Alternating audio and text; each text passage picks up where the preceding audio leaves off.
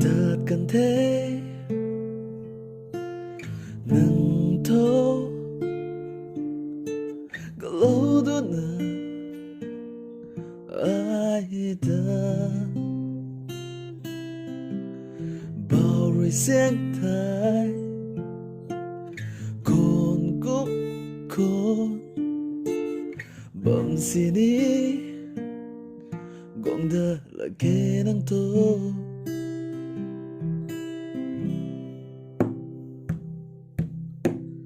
ta thô đề chuyện mấy lệ nâng rồi chốn mây chẳng có thể thật cần thô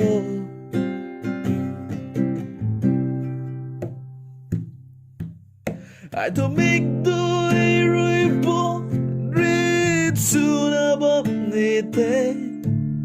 nâng ta chuyện lâu mai là coi đi thế